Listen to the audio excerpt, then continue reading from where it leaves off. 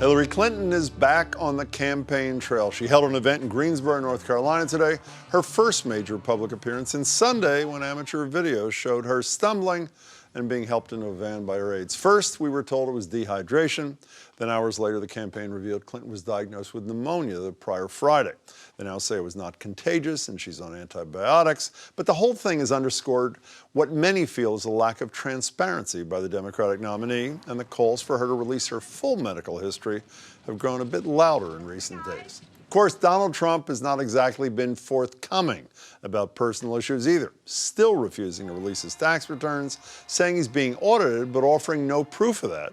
And his response to calls for his own medical history, an appearance on Dr. Oz, which aired today and was unveiled, that Trump's body mass index is bordering on obese. Do your doctors or your family ever give you a hard time about your weight? Yeah, I think I could lose a little weight. I've always been a little bit this way, you know? It's tough because of the way I live.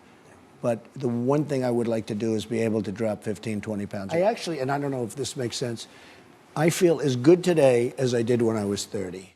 Trump went on to compare himself to Tom Brady and produced a summary of his latest exam in which his doctor disclosed Trump takes a cholesterol-lowering drug and is overweight, but overall is in, quote, excellent health. Clinton released a little bit of information yesterday as well, a 2-page letter declaring her, quote, healthy and fit to serve as president of the United States. So is this as transparent as we're going to get from these candidates, or do the American people deserve or even want more? Joining me to discuss are Dr. Fatima Cody Stanford from Mass General Hospital. She also teaches medicine at Harvard. Great to see you again, Good Doctor. to see you. Jessie Mermel, former communications director for Governor Patrick and current big-time Hillary Clinton supporter. Good to see you, Jessie. And Representative Jeff Deal. He's co-chair of the Trump campaign in Massachusetts. Representative, it's good to see you, too. So let's start with the fact, how would you describe the disclosure that's been done by your candidate and his, and is it enough?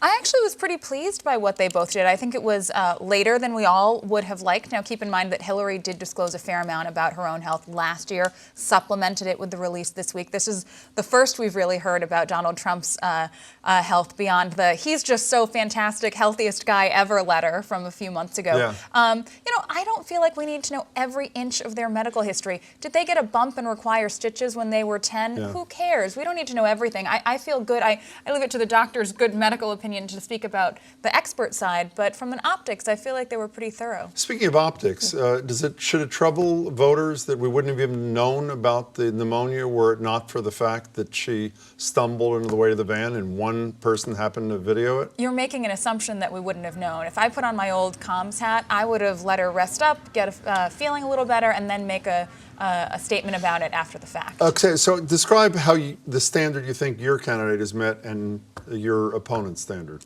Well, first of all, I mean, Donald Trump obviously hasn't shown any signs of medical crisis where they've had to take him off the trail. 70 years old.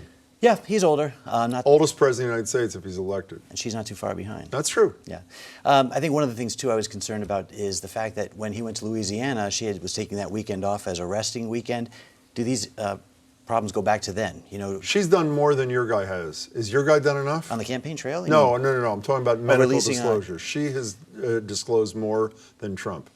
Well, I mean, because she's had to. I mean, it's been very evident. She didn't have to a year ago. She did it coming up front when she announced she was running for president. Representative, in the privacy of your own office, her medical background. Yeah. When you saw that he was going to disclose, in quotes, on Dr. Oz, I think it's fair to call him a charlatan who was brought before Congress. Are you saying for people on TV are charlatans? deceptive advertising? Well, actually, he teaches at Columbia Medical School, but I mean, that's not real disclosure, is It it? follows his profile perfectly, making his personal information public in a very public way, you know, on television. I think it follows the way he does a lot of things. You'll settle this, Doctor. Do we know enough about these two candidates? Well, I think I understand why there's concern from the general public about what the health status is for either candidate. We're concerned about the person that we're electing to serve as our commander-in-chief. Are they healthy enough for the job? I think that we run a fine line when we're trying to determine what do we disclose. Could we disclose something about stitches? I mean, like at the age of 10? Well, that's not going to affect their ability to serve. Exactly. So, okay. And my concern is that if we look at, let's say, Hillary Clinton's recent episode of pneumonia, what type of pneumonia was it? Is it something that was short term? Is it mycoplasma pneumonia, which is the walking pneumonia? Is it something that's indicative of a chronic lung disease? We don't know that. And do we need to know, will that then impair her ability if elected president of the United States? I'm sure you haven't examined all this stuff yet, but based Yeah. upon what you know and what you've read and what you've seen, do we know enough about these two people based upon the disclosure of both? Well, we know now that Donald Trump is as guilty as Bill Clinton was of liking to eat fast food when he's on the campaign trail. That is about Make all. that three of us. But do we know enough? I think, it's hard to answer that. I'm not going to be able to answer that with a yes or no question because I think there may be things that we don't know that haven't been disclosed that may impact their Exactly. ability. And if it turns Right. out, see, I want to talk to all three of you about the Yeah. line that you talked about, Doctor, because the problem is we don't know what we don't know. Right. And unless there's full disclosure, I mean, a lot of people have suggested, including Drew Altman from the Kaiser Family Foundation, has suggested there be an independent panel, maybe of 3 former surgeons general, to whom all medical records are given, all medical records, a la John McCain a few years ago. And those doctors will decide what is relevant to whether you can serve, whether you'll be able to serve out your full term. Is that not the way we should go, rather than trusting a doctor with whom your candidates have relationships being honest with the American public? This is me being horribly cynical, but who appoints those 3 doctors? I mean, honestly, we've Surgeon seen Generals of the United States. Surgeon General of the But they're United States appointed who's by been appointed presidents. by a president who's part of a party. I mean, And I'm because only we can't pushing back figure to out who point out the- how incredibly complicated this is. When you're talking about people's private medical records, they're running for president. They absolutely understand that there needs to be transparency and disclosure. But What do they is the- think wait, they're wait, going to stop right have to there. release their full transcript? They absolutely understand there needs to be transparency and disclosure. I would argue that the vast majority of the American public thinks neither of your candidates are transparent or embrace disclosure. There was a What primary is the process. There was a primary process. 16 other Republicans and two other Democrats ran in this. This question could have come up many times in the last year, so I'm not sure why we're getting to the finish line and Do you saying. feel you know enough? I mean, in all candor, do you feel you know enough about Donald Trump? I know in your co-chair position. I certainly don't have access to his records.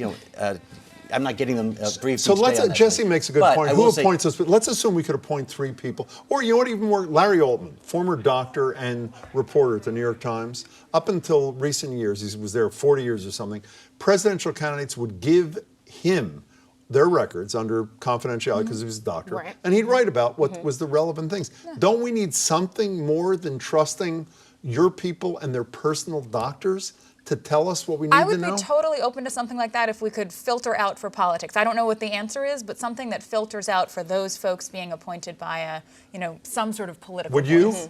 I think it makes sense. I mean, at the beginning, when you first filed to run for president, not, again, along the road right before you get to the election itself. So let's go back to you for a Okay, second. You absolutely. raised some interesting questions.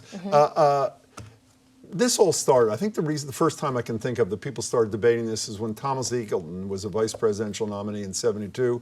We learned out he had not only suffered from depression, but had gotten electric shock treatments. He was gone in a second. If one of these candidates 20 years ago had suffered from depression, is that relevant? Should we know about that? Should the American people know that? I don't think that an episode or a major depressive episode 20 years ago will inform how I am today. It's been treated. It appears to be stable. I don't think that it would be something that I would be concerned about on a regular basis would impact. How about presidency. HIV, but it's under control? You're taking the cocktail, everything is perfectly I'm fine? so glad that you brought up HIV because I think that if either candidate had a diagnosis of HIV that were disclosed, not only would it influence the decision of the American public to pick that as them as a president, despite the fact that it's a chronic disease that can be treated and persons can live a normal life expectancy, I think it would influence the decision because of the stigma associated with HIV to elect that person president of the United States. Most people live normal lifespans with HIV now, but there's still the stigma that HIV and it's indicative of a bad disease. What were their lifestyle choices that led to that? And things that are really negative that really are not at all reflective of the disease process. We only have about a minute left. Do you think, yeah, go ahead, Joe. Well, I was going to say, remember FDR? JFK both tried to kind of keep quiet the Yeah, fact they that they had did. physical ailments. Different time, Were able too. to still, execute the office of the But president. aren't I entitled? Was I not entitled to know JFK had serious ailments? Was I there's not a lot we entitled wanted to know about JFK Was I not entitled in to know retrospect. early on that about the disability of FDR? And I like to think that the voters are grown up enough to be able to say, I hear that. I consider it relevant. I don't consider it relevant. But I should say, in defense of both your positions, that New York Times CBS poll that came out today, 45%, only 40-some% of registered voters want more information. So they seem to be where you are, that it's enough, but it's not where I am. Doctor, it's great to see you. Lovely seeing you. Thanks so Wonderful. much, Jesse. Thanks, Appreciate Jim. it. Good to see you. Thank you, Be Jim. well. Representative, good luck.